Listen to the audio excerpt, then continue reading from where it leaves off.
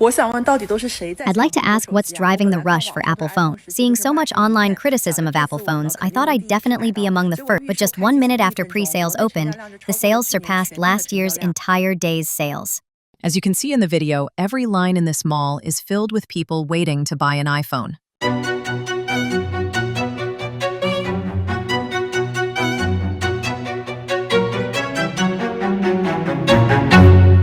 Let's continue with the topic from the last episode. At 8 p.m. on September 12th, the iPhone 17 series officially opened for pre-order in China, crashing Apple's official website and selling out several models in seconds. This stands in stark contrast to the CCP's image project, Huawei's lackluster sales. It's truly embarrassing. Perhaps to save face, a Chinese internet celebrity was suddenly banned because he is a staunch supporter of Apple phones and believed that other brands, including Huawei, would have no place in the high-end mobile phone market. We're now on the Huawei side. Looking over, it's sparsely populated, not many people. Wait, let's go inside and take a look. There aren't many people. Everyone, please support Huawei. Why can't a regime, with all its might, be able to sell its domestic products to its own citizens? And these young people, living in the midst of CCP propaganda, still buy products from the so-called evil American imperialists. 10 years ago, Huawei released the Mate 7, utilizing TSMC's chip foundry services. Almost every feature matched the iPhone 6, embarking on a high-end competition with Apple. Now, Huawei's pricing is also comparable to Apple's. The Mate 70 Pro starts at over $900. In 2019, Huawei was added to the US Entity List, and Google revoked its access to the Android system. This severely impacted Huawei's overseas smartphone sales, causing its annual sales revenue to decrease by approximately 30% in 2021 and 2022. A figure that has yet to fully recover. Without U.S. technology, Huawei's smartphone business has been virtually eliminated from the international market. In November 2024, Bloomberg reported that Huawei's latest chips will remain based on the outdated 7-nanometer architecture technology until at least 2026. By then, TSMC will have begun producing 2-nanometer chips, leaving Huawei's chips 3 generations behind. Brad Liao, a senior manager of Taiwanese IC design, told an overseas Chinese media outlet that SMIC's 7-nanometer technology uses multiple patterning to circumvent US EUV equipment regulations. This multiple patterning technology has a yield rate of only around 30 to 40%, causing significant pain for Huawei. The testing costs after manufacturing are also extremely high, and no normal company would want to use this technology. After facing sanctions, Huawei developed its own Harmony OS operating system. However, the technological gap between Huawei's Harmony OS and Android is obvious. The CCP still hopes that Huawei can prevail, replacing Apple and Samsung, at least in the domestic market. To achieve this goal, the CCP has mandated that government officials purchase Huawei phones. At the same time, it is working to eliminate negative reviews about Huawei online. This blogger posted a message. Huawei Pura 80 direct sales have been disappointing. What are your thoughts? Then he discovered his post had been removed. What's wrong with the Huawei brand? Can't they be judged? Oh my, I posted this message yesterday, and instantly my video disappeared. Which extreme fan reported me and had my video removed? I'm just saying that there's this kind of voice, and I analyzed why. Like, maybe there's too much inventory. It is an objective analysis, with no intention of smearing the brand. They removed just because of this.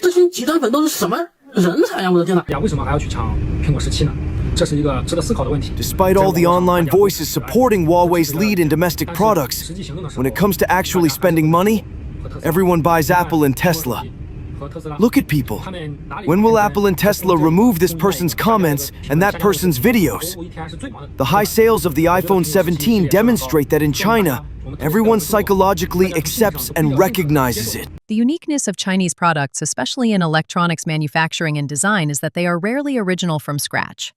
They essentially build upon mature models from other countries, making large-scale applied improvements to improve efficiency. Without access to Western technology, the CCP is unable to catch up in decades. For example, Huawei's high-end phones simply can't keep up with the processor performance when used for gaming. Guys, absolutely don't buy any Huawei phones these days, especially this Harmony OS. It's so buggy, it's practically impossible to use properly. For example, when I open WeChat, it immediately quits. I open it again, and it reopens. Then, you see, I open it again, and it quits again. The same thing happens with the Toutiao app. It's completely unusable. There are so many bugs, and you're believing it is far ahead? What's your claim to be ahead? I wasted thousands of yuan. After the release of Huawei's new trifold phone, buyers have been flooding in with feedback, with reports of phones exploding, leaking, and so on. When buyers contact Huawei's after-sales service, they often encounter all sorts of obstacles, and their problems remain unresolved. I just bought a Huawei 70 Pro Plus, and it won't charge with the original Huawei charging cable.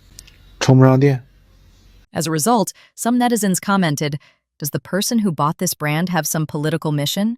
If a typical private company lacks efficiency and economic profitability, it won't last long and will collapse, and shareholders won't allow a company to operate in this manner.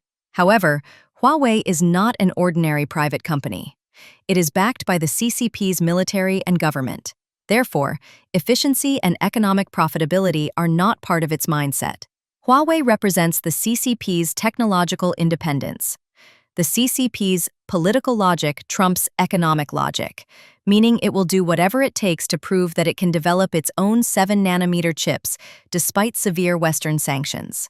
So, in its own local area, online, the CCP's support for Huawei is uncapped. Search for iPhone, Apple, or Samsung. A ton of Huawei ads pop up. Only Xiaomi phones aren't covered. Really, the only company that can compete with Huawei is Xiaomi. No wonder the prices are so high. If they were lower, they wouldn't even be able to cover their advertising costs. Huawei, can you please stop using your magic? Since facing US sanctions, Huawei has been cultivating a tragic image that Huawei, as a private company, is being brutally suppressed by the US. Buying Huawei means supporting domestic products and being patriotic. Those who claim that Apple phones are of better quality than Huawei phones are reviled by little pinks who are deeply brainwashed by the CCP. Apple is your daddy. Apple is your daddy. Don't say anything. Apple is your daddy. You're a spineless person. If you kneel for too long, you won't be able to get up. Do you receive private messages like these every day? Have you ever received one? Even phone calls. These two ordinary people, simply working with mobile phones, are bombarded with insults and abuse from the little pinks in the form of private messages. Are we being honest in saying that Apple's hardware and screen are superior in every way? I'd like to ask those who say this. If you go to the hospital and get sick, aren't you taking Western medicine? Don't think we're praising Apple all the time. That's not the case. I sell used phones, and he repairs them. If a domestic phone ever outperforms Apple, we'll definitely say it's better. If the iPhone 17 series sees a sudden drop in sales, which would prove that we are wrong, then I would slap myself face. Okay, I'll slap myself in the face too. Now the iPhone 17 sells like hotcakes. What does it mean? The CCP's approach is like a double-edged sword. On the one hand, a large number of little pinks are deeply involved and full of fighting spirit. On the other hand, a large number of buyers see the absurdity of this red party. Therefore, Huawei's patriotic appeal is gradually being exhausted in the market. Chinese people may have initially been motivated by patriotism, but with the current economic decline in China, they are more cautious with their spending. Therefore, the future of Huawei phones is bleak. What are your thoughts on yesterday's iPhone 17 release? The last episode of the mobile phone industry. Those Android phones that cost 4,000 or 5,000 yuan are no longer in demand. Huawei, too, is no longer in demand. The standard iPhone 17 has a 120 Hz refresh rate screen, fast charging, and a battery life that's 8 hours longer than the previous generation. And the starting memory is 256 gigabytes. The price hasn't changed. How come competitors are not angry? How can those Android phones that are getting more and more expensive survive? People buy domestic phones for the price and value. Now, While the performance can't match Apple's, the price is comparable. Those who are thinking of buying an Android phone recently should wait. The price will drop within a month. Huawei has even cut prices. The Pura 80, released in June of this year, originally cost 4,700 yuan. Now, with various subsidies, it's as low as 3,200 yuan. Huawei's price will drop more. Additionally, Huawei poses privacy and security concerns.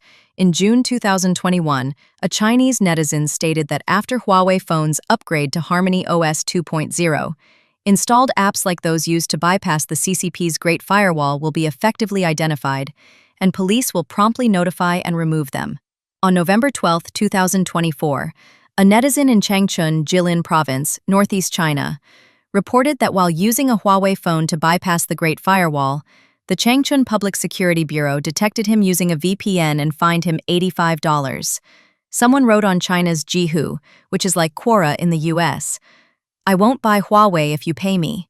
Anyone with even a modicum of digital literacy knows that all Huawei products are designed for surveillance and monitoring. Using Huawei products instantly compromises all data and information security. High prices and low specs are minor concerns, but personal safety is a major concern. I can't afford to be careless. Of course, within the environment created by the CCP, the war between Huawei and Apple continues. Little pinks will continue their battles against so-called traitors. For example, blogger Hu Chenfeng quickly gained popularity online for his dichotomy between Apple people and Android people, with the latter group including those who buy Huawei phones. A staunch supporter of Apple products, he has long equated Android phone users with the low-income, lower-class demographic. He also coined the slogan, "One city without Sam's Club, young people you should not stay in," referring to Walmart's US subsidiary. This influencer, known for his millions of followers, has stopped updating his accounts on Weibo, Douyin, Bilibili, and other platforms, and his live streaming function has been disabled, suggesting a possible complete ban.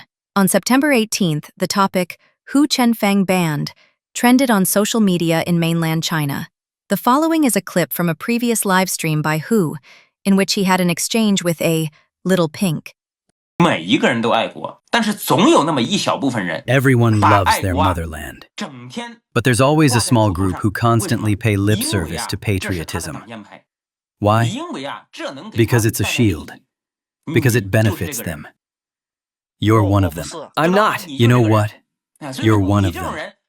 When the benefits are gone, you're the first to defect. On the contrary, I think people like you are very likely to become traitors. Okay. Anything else? That's all. But I still want to say something about you. You look just like me. Just as ugly. 你长得跟我一样丑。